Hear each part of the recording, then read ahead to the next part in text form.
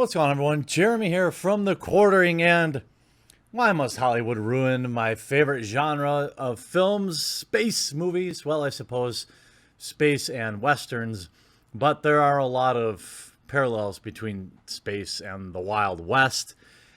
This time, it's Ad Astra, a movie that I remember seeing a preview for and kind of bookmarking it in my mind that I wanted to go see it. My wife came downstairs the other day and said, "Oh, are we going to go see Ad Astra this weekend?" I pull up some, I'm like, "Oh, let's see how it's reviewing. Let's see the show times," because, well, it's $15 to see a movie where I live. It's better be a good movie or I'll just wait and watch it some other way. And I see a couple of articles talking about Ad Astra and toxic masculinity of space films. Hey, just a really quick word from this video sponsor, and it'll probably be the easiest ad read I've ever done, because ever since I saw my friend Count Dankula had a Ridge wallet when we were speaking at a conference together, I wanted to get one. So I was able to get a Ridge wallet carbon fiber edition. And just to give you an example of all the junk that I thought I needed to keep in my wallet that I just didn't need, that's what you get when you use a Ridge wallet. This is the carbon fiber edition. It comes in a really nice box. It comes with a screwdriver to adjust everything. I've hid everything I need in here. My driver's license, my credit cards, my IDs, all the various cards, insurance cards, things like that. There's a strap here for cash. And I'll tell you, it took maybe a day or two to kind of get used to, but I'm absolutely loving how this kind of forces me to minimize what I carry. And the thing just looks awesome too. So I brought them on as a sponsor. And if you use promo code QUARTERING, you'll save 10% off your order. And I definitely highly recommend this product. It's not that often that I get to do an ad for something I actually use and love, and this is one of those cases. So check out Ridge Wallet, use promo code QUARTERING to save 10%, and I guarantee you'll love it once you get used to just not having to lean to the side with a gigantic wallet in your back pocket. They have lots of different ones to choose. This is just the one that I got.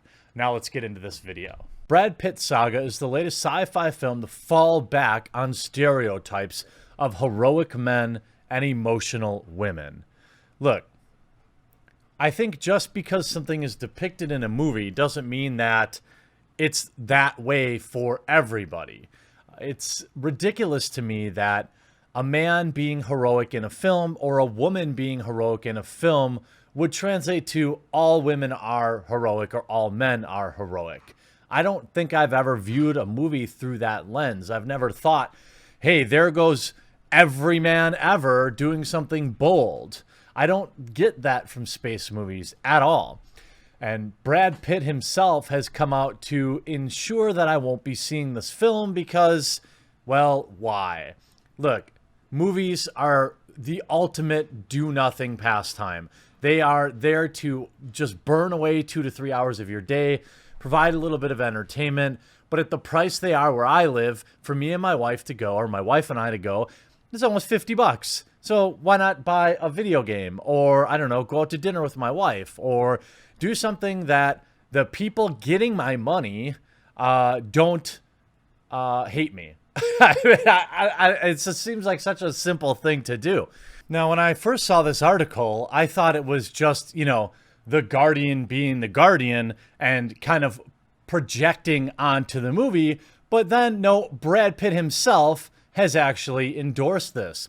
Brad Pitt has not minced his words while talking about new space epic Ad Astra, in which he plays a stoic, closed-off astronaut with father issues. What we're really digging at was the definition of masculinity, he recently stated, and lamented how, quote, having grown up in an era where we were taught to be strong, not show weakness, don't be disrespected. By the way, yes. This applies to both men and women, by the way. I don't think there's a huge line of women out there looking for men who just want to feel their feelings. That bang on message with hashtag this movement, but Ad Astra also brings home how gendered the space film has always been. That's because 99% of astronauts are men. There's been, what, 3 female astronauts, I believe. I mean, maybe a few more. But yes, most people are men in the space program. And look, there's a very real reason for this, and that is that it's a physical job. It is a high-risk job. It is a mentally taxing job. And this generally, I know that many people who will write these type of articles think when, in terms of there's never any exceptions. Of course there are exceptions. Of course there are women that are built perfect for the space program, and there have been women there. Of course there are men that are not, including myself, okay? But the fact of the matter is, men are less risk adverse. They're more likely to be in this program based on their makeup. And undoing that is mental. To say that is something that men need to be fixed is absurd. There is no such thing as toxic masculinity or toxic femininity. There's only toxic people. It is not associated with your gender. Factually minded films from this genre, The Right Stuff, Apollo 13, First Man, have had little choice but to reflect male-dominated reality. What about Alien? Pretty sure Riley was not a dude. What about Star Trek? Pretty sure there are lots of women on that show. What about Star Wars? Pretty sure a woman is the face of that franchise these days. It's convenient that people keep forgetting all the examples that disprove. They start with a message and then they just fill in the blanks.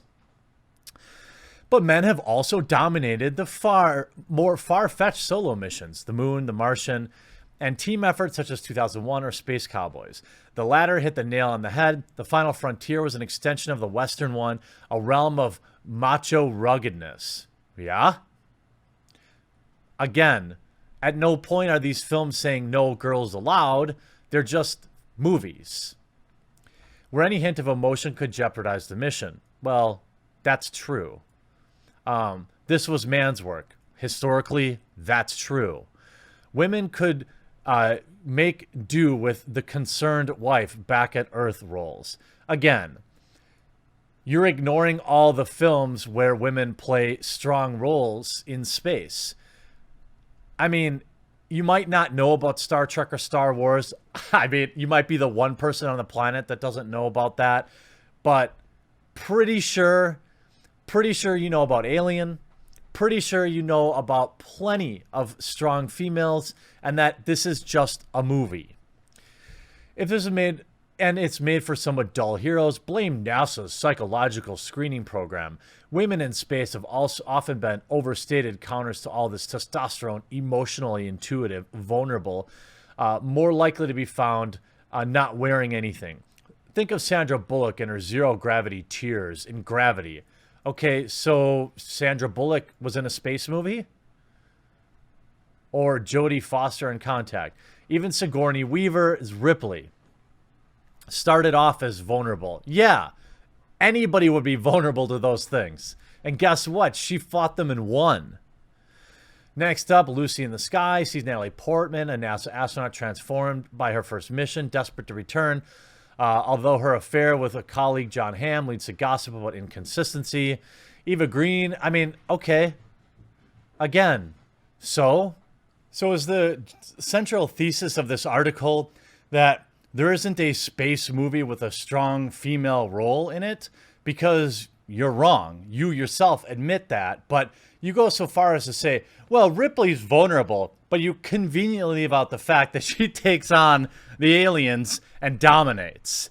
Brad Pitt, space movie, Ad Astra, also about toxic masculinity.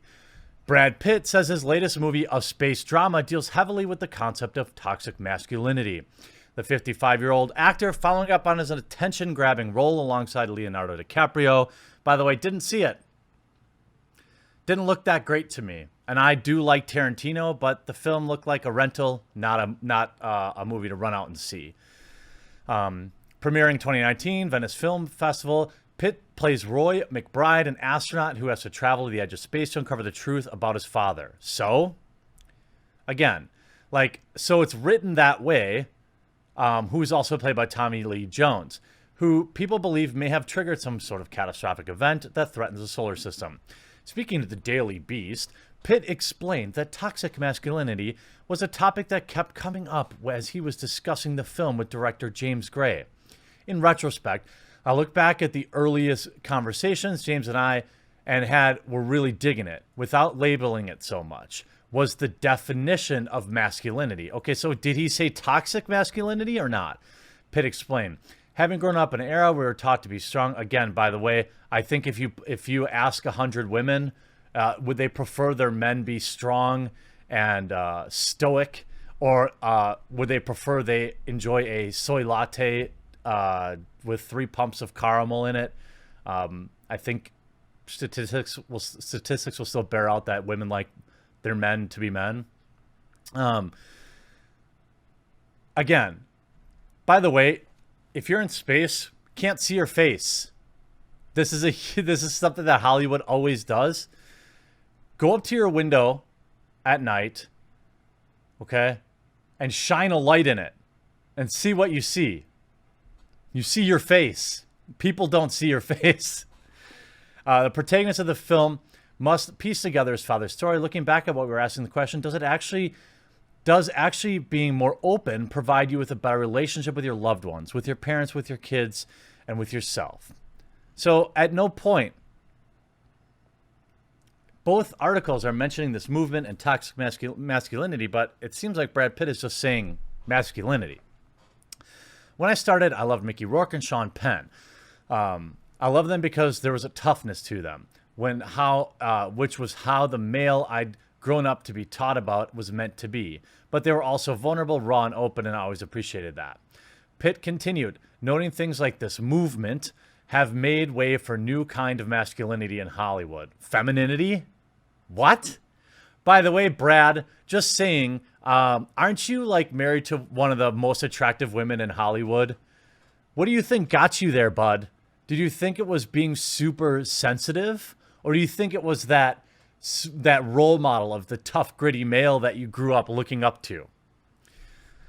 What I see now is a new masculinity, especially with people who have gone through Hollywood and its recalibration. A new male who is now more vulnerable. You are... Oh my God. I'm not talking mushiness. A man who owns his flaws and is aware of them and open about it. And vulnerable with real feelings rather than being this macho, trying to be tough guy. See, guys that are tough, people don't say they're trying to be tough. You get that distinction? You're either tough or you're not. And sorry, not sorry, but enjoy your toxic masculinity in Hollywood. I won't be seeing this film now, which is unfortunate because it did look good. But again, who cares? Pretty woke for a scrawny kid who had trouble cracking the baseball lineup at Springfield High School. Having grown up in an era where we were taught to be strong and not show weakness. Brad Pitt trying to sound intelligent. There's a time and a place to be vulnerable. No one wants to be around someone who whines and cries all the time. That goes for females too. Showing your feelings should be kept out of the workplace unless you're an actor. By the way, anger is a feeling, but men are persecuted for showing theirs. I'll take a man that fights for my honor over a man that sits in the corner and cries about that any day, hands down. It's not for alpha males' toxic masculinity. The human race would never have survived. Beta males were eaten alive. Men taking risks, women taking risks is what made the human race what it is today. I don't think that should be seen as something bad to be fixed. Enjoy your film, Brad Pitt. I won't be seeing it. Hey, thanks so much for watching this video, and I really hope you enjoyed it. Above, you'll find some links to watch more videos, as well as a nice big button to subscribe, which I hope you'll do. If you did enjoy it, make sure before you go that you leave a like and a comment on the video, because you are the #1 reason this channel continues to grow, and I appreciate you.